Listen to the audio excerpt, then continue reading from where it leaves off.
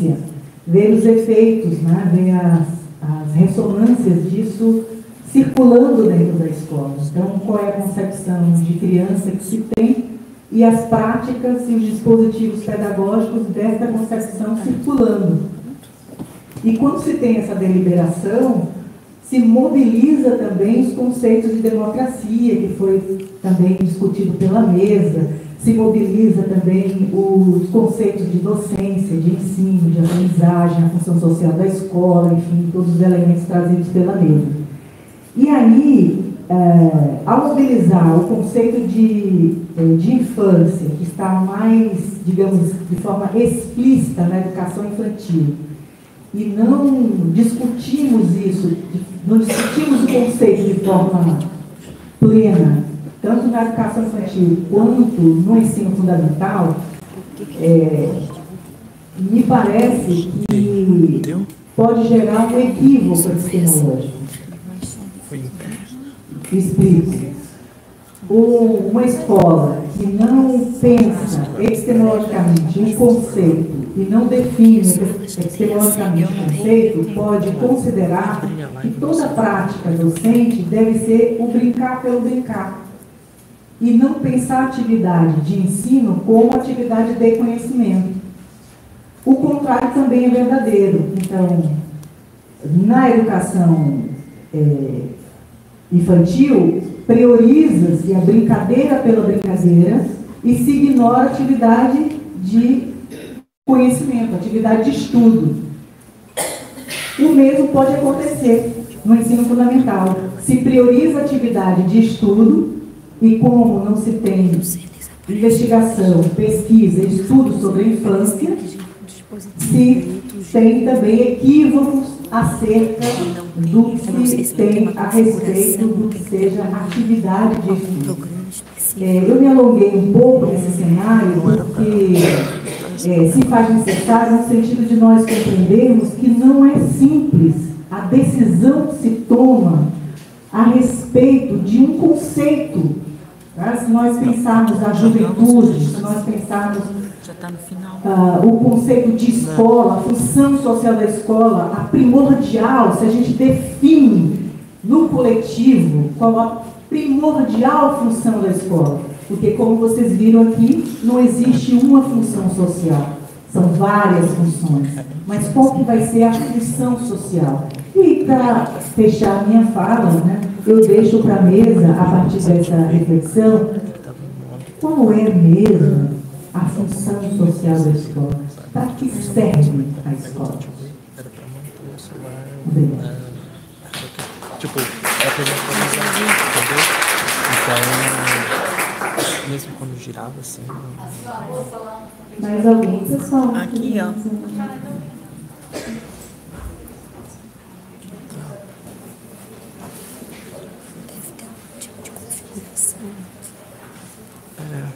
Ou talvez é o celular.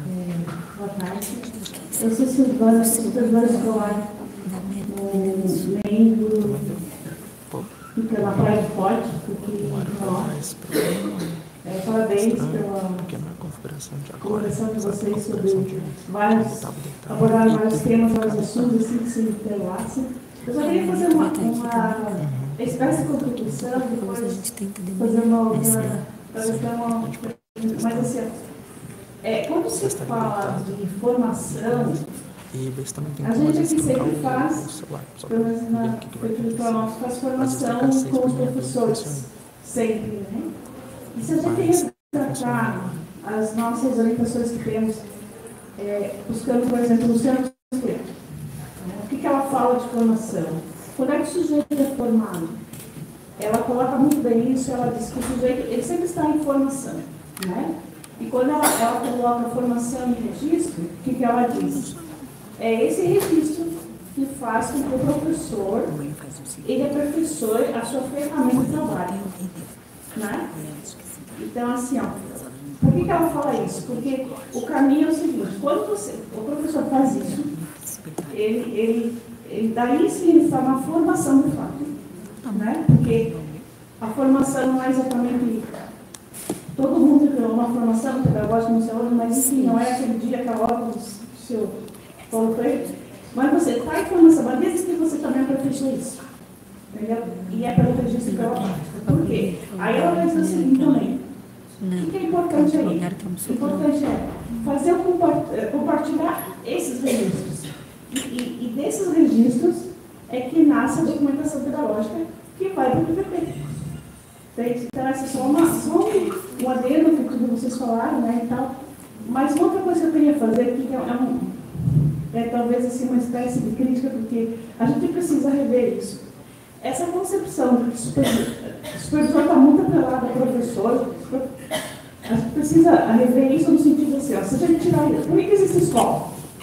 Escola existe por causa do aprendiz, seja criança, jovem, adolescente, adulto, certo? Se você tirar, não faz sentido ter professor, supervisor, certo? Aí eu sempre falo para os professores isso, para eles pensarem que o foco, o supervisor, o foco dele não é o professor, é o aprendiz. O professor é o caminho para você chegar lá. E eu preciso trazer isso para os professores, porque do contrário, a gente está virando, sem mentir, a gente está dando trabalho para o professor às vezes, porque eles não sabem às vezes escrever, e você tem que ensinar a escrever. Então fazer um cruzamento de reflexão não consegue às vezes. Aí você tem que parar, sabe? Fazer tudo de novo.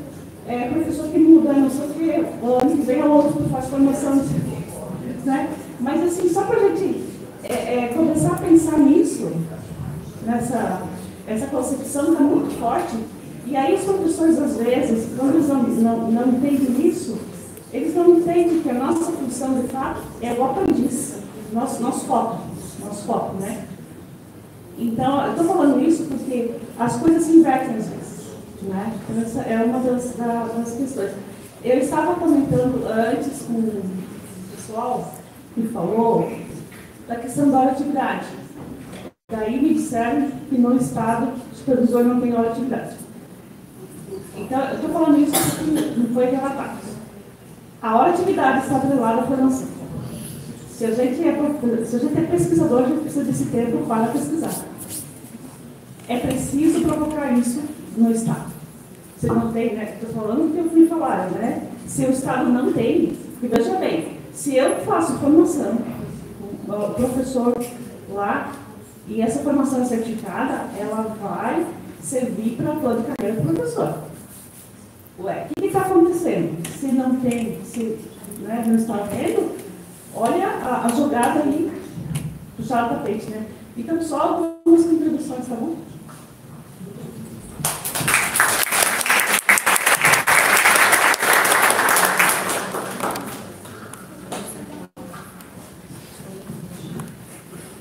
Eu vou tentar responder do celular, porque foi o David perguntou, e porque eu toquei nesse assunto, né?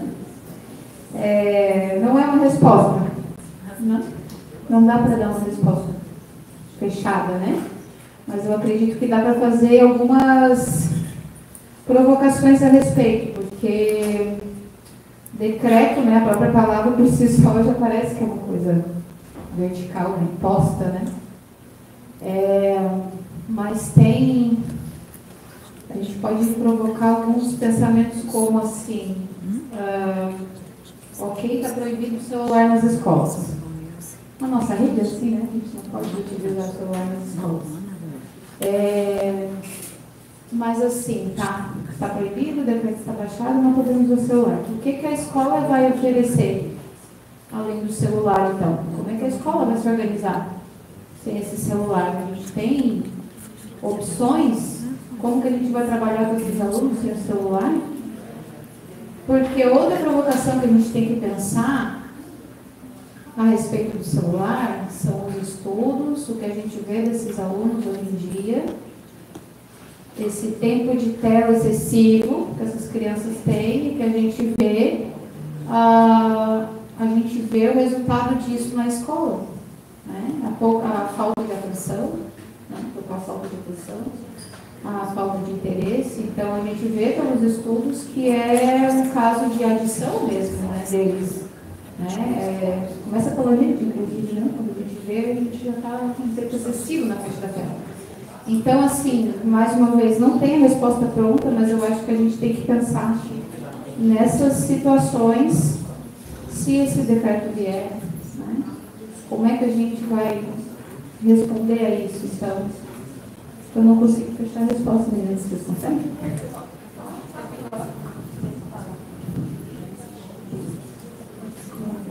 Se a gente for parar para analisar, o próprio sistema de educação, ele nos coloca numa situação de diálogo somente pelo celular. Eu sou da rede estadual e eu passo dialogando e me comunicando com os meus colegas, com os meus pares, muito mais pelo WhatsApp do que propriamente, né, de forma pessoal. Então, eu acho que a gente precisa refletir acerca de cima. É uma reflexão necessária acerca de cima, né? Não somente na questão do aluno, que é uma problemática grande, né? Que a gente não pode fechar os olhos para isso, porque já saiu do controle, né? Mas a gente também precisa sair somente do campo do aluno e começar a colocar para o campo do professor, para o campo da gestão e da comunicação a nível de sistema de educação com as CREs, com as direções e com a direção, com a gestão ali, supervisão pedagógica e direção com a equipe pedagógica. Eu acho que daí a gente cai no que as meninas trouxeram da questão do tempo de qualidade dentro da escola. O tempo de diálogo, o tempo do olho no olho, do afeto, né, para ser afetado, como a Prof. Gil sempre traz, questão de afetar, né, o outro. Então, fica essa reflexão também. Eu só vou complementar, porque resposta a gente não tem. Esse é um assunto que eu acho que em todas as escolas a gente vem discutindo e vem conversando. Proibição, eu particularmente não acredito que proibir vai resolver, até porque vai surgir um outro problema para a escola. Agora a gente vai ficar pegando o celular por aí do aluno, né, é um outro problema que gera.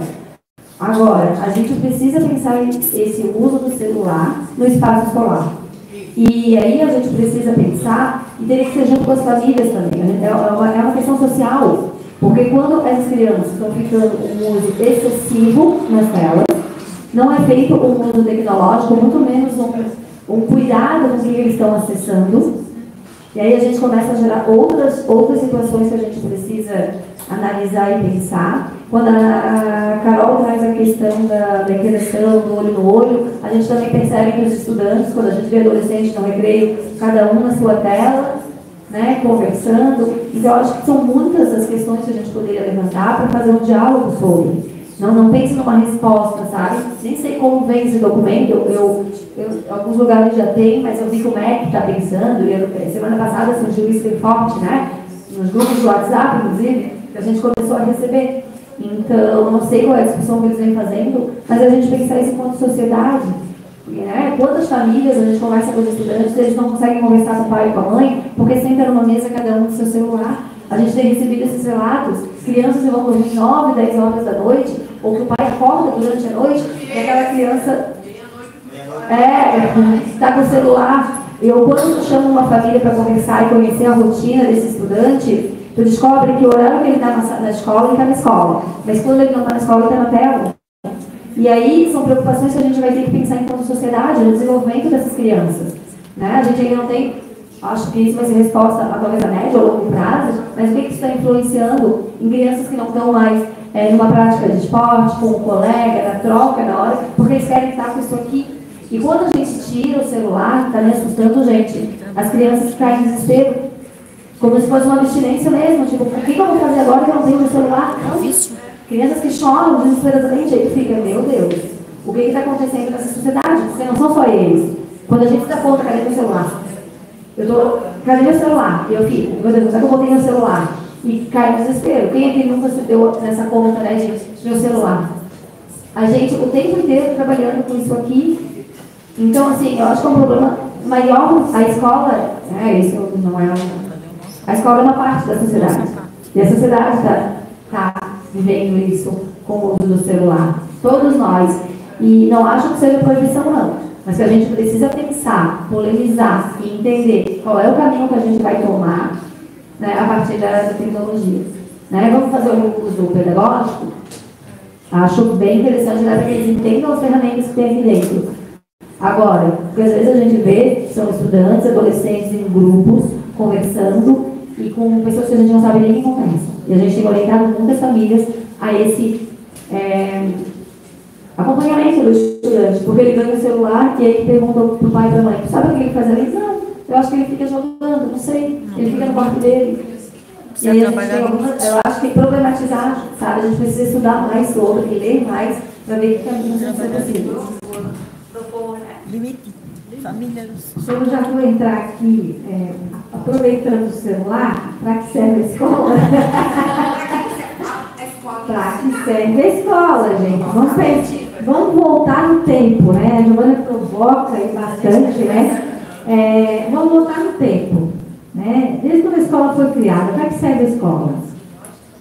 A gente, nós, professores, educadores, temos, né, um ideário, né, uma utopia.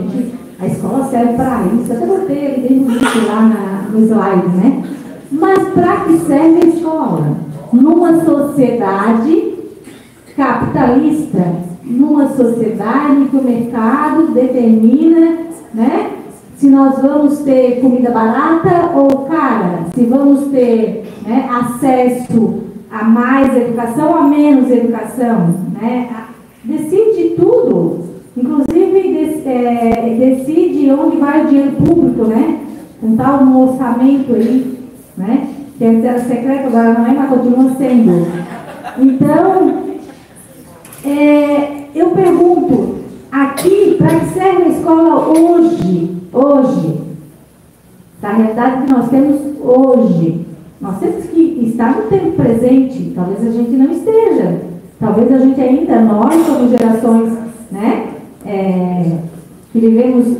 Eu cresci, não tinha energia elétrica, não tinha geladeira, não tinha televisão, né? Então sou um ser humano que passei por tudo isso, né, da época da lamparina ao mundo tecnológico e ao celular né? Esses dias faltou energia lá no nosso território, né, na Clara? Um dia e meio. Não trabalhei, simplesmente não trabalhei, né? Eu trabalhei na roça, eu plantei, eu capinei, eu fiz outras coisas, pintei, fiz muitas coisas, mas eu não fiz nada da minha produção. Por quê? Porque eu não tinha ferramenta, que era a luz e a internet, porque eu moro num sítio onde não tem área de celular. Então, assim, fiquei pensando, disse, meu Deus, naquela época faltava, a gente não tinha luz, mas a gente, né, conseguia acessar os conhecimentos por outro caminho. Agora, falta luz e internet e a gente não acessa mais nada, né? Comecei a ler um livro, eu digo, vou ler.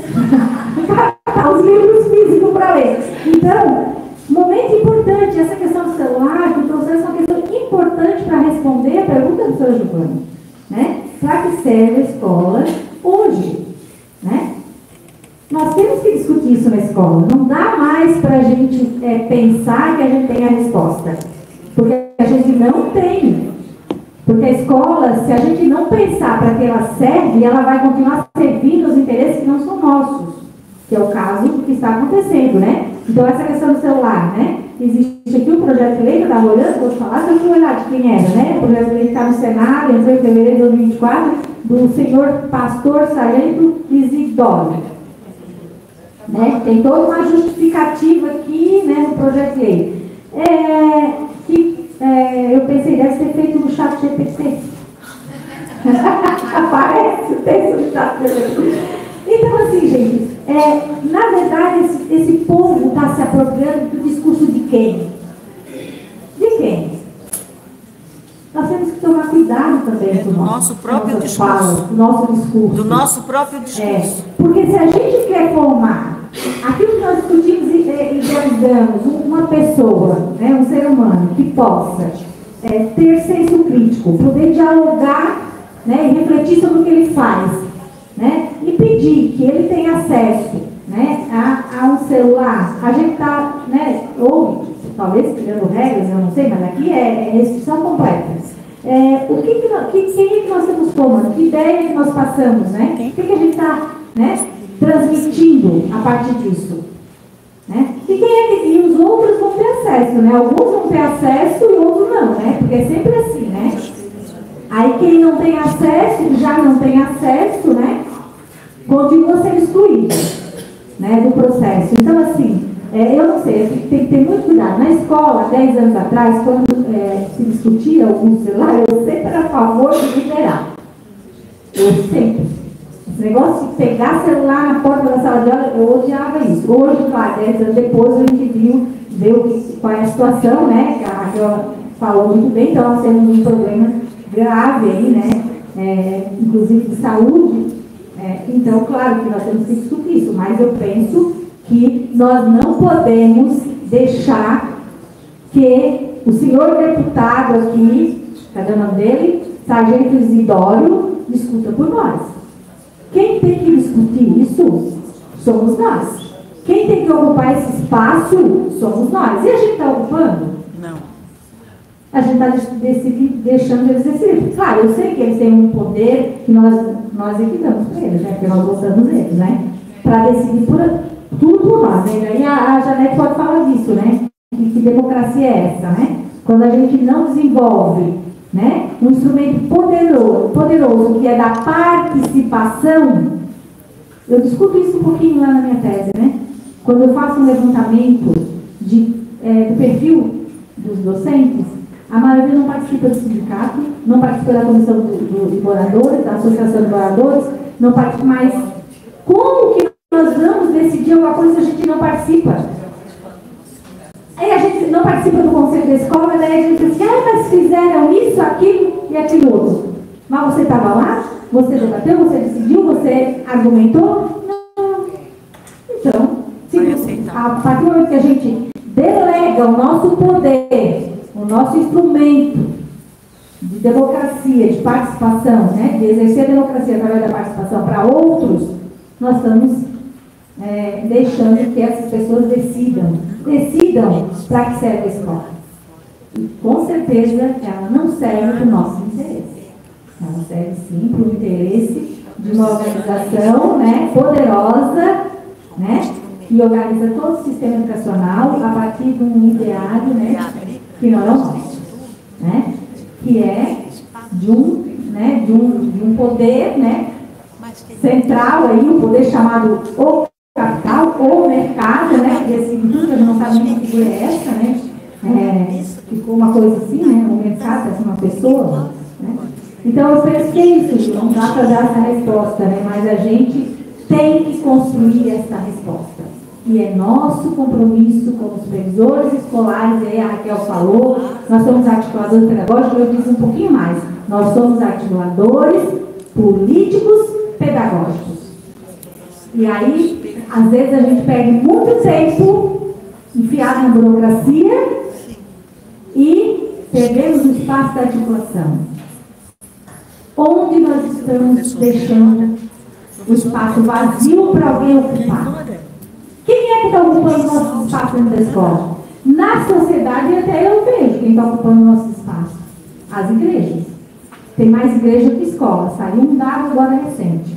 Está ocupando o nosso espaço na discussão, né, na formação dessa sociedade. Mais que a escola. Né? Então, claro, nada crítica a todas as igrejas. Mas assim, nós temos um papel importante na formação dessa sociedade. E temos que ocupar esse espaço. Né? E aí o livro do professor Macedo, né, que lançou há pouco tempo, né? A escola, fazendo uma crítica aí à escola sem partido, né? Tomando partido da escola, mas não existe. Isso aí. Eu acho que a gente precisa ler, eu não li ainda, né?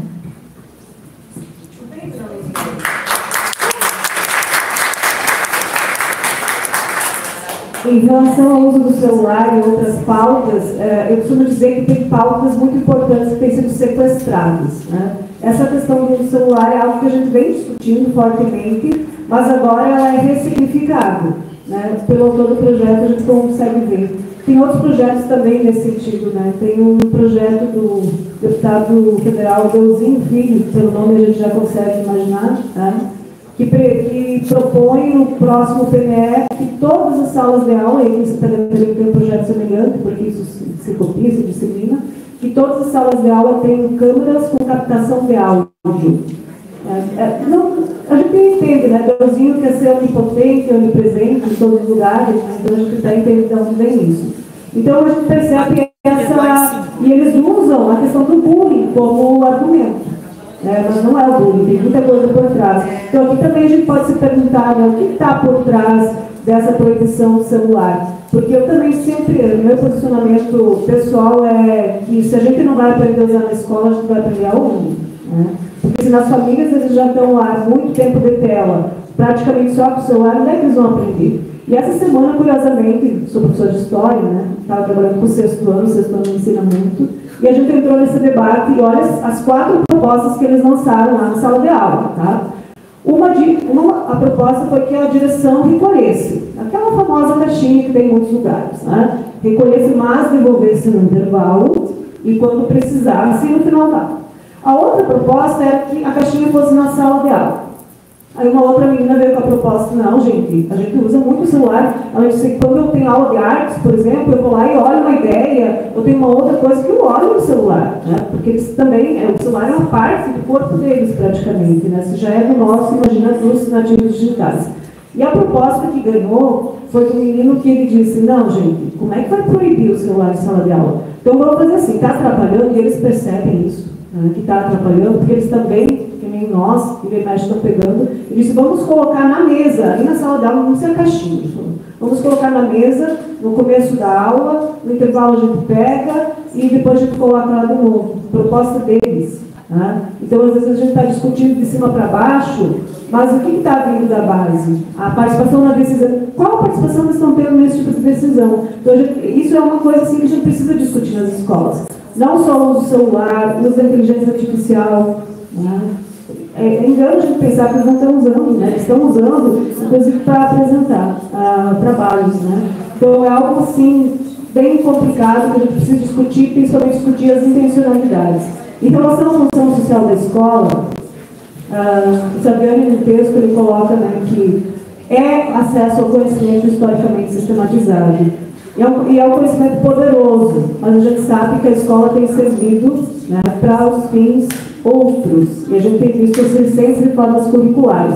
E ele coloca também que não é só ao conhecimento, é de que forma nós vamos, quais as condições que a gente vai criar para acesso a esse conhecimento, que é o que a gente tem discutido, né? Uma escola democrática, uma escola plural, uma escola laica, né? Uma escola de qualidade socialmente diferenciada. Então, a função da escola é essa, e a Mary diz, o óbvio às vezes precisa ser dito, porque a escola virou um lugar onde muita gente interfere de várias formas, de acordo com os seus interesses, e muitas vezes a gente esquece essa primeira função da escola.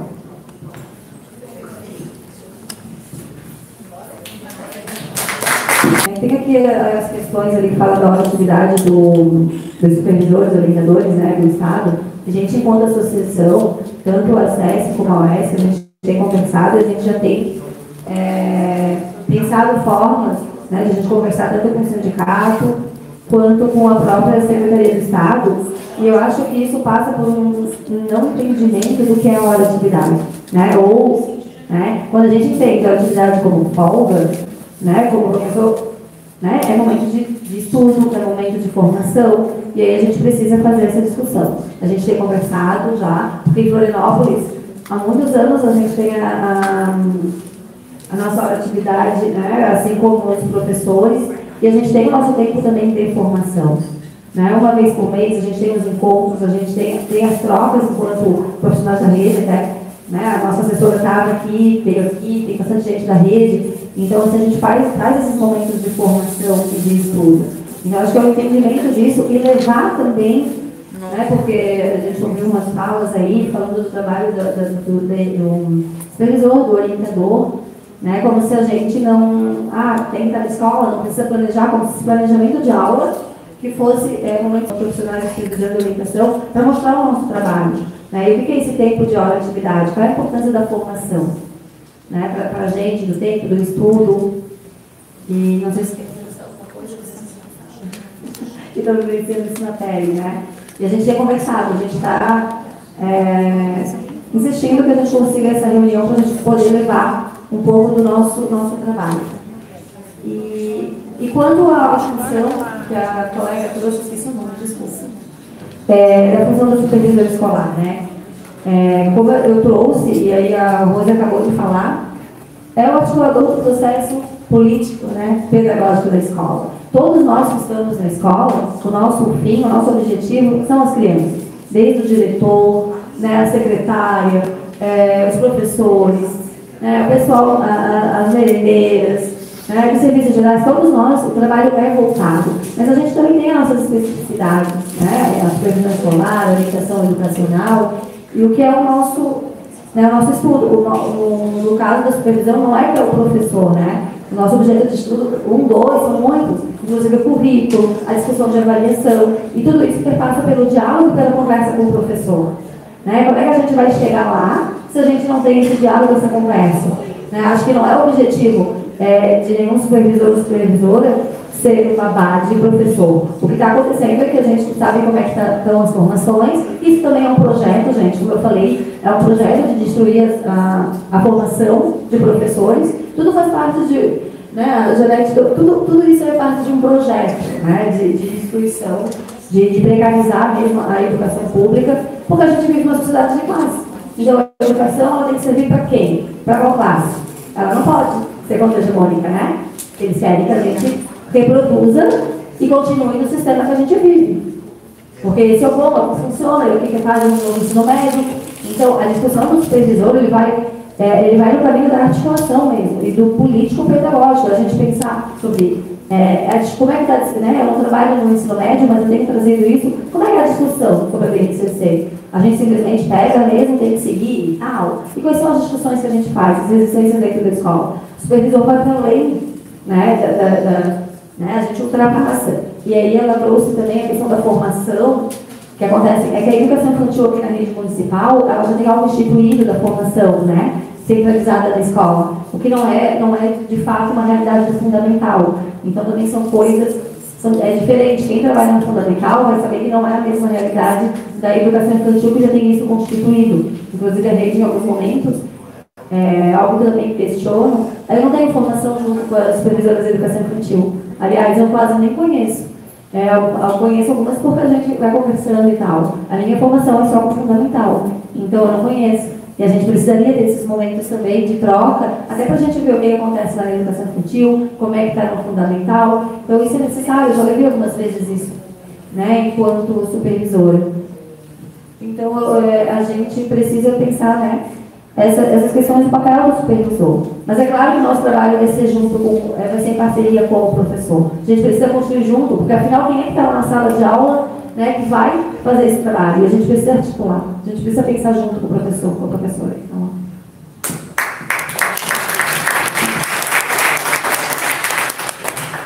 como a Raquel provocou, né, na rede estadual não tem hora de atividade, né, para os especialistas, orientador, supervisor, administrador, tem ATP, né?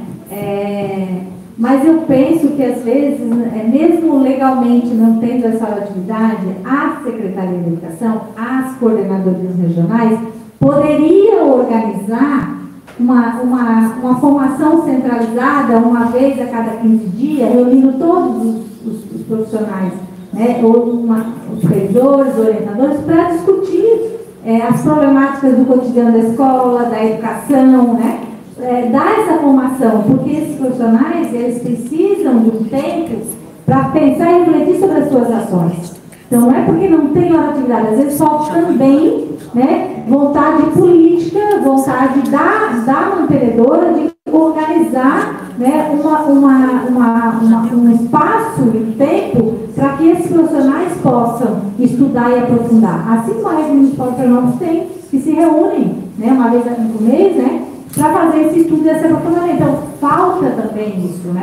E às vezes a gente vê assim, que existe todo um movimento para pensar a escola, que querem qualidade da educação, mas esse movimento está muito centrado, né, nos resultados das avaliações em larga escala, né? Então, assim, foco mais em preparar os estudantes para as provas do que preparar a escola e os seus profissionais para que promovam uma educação de qualidade, né?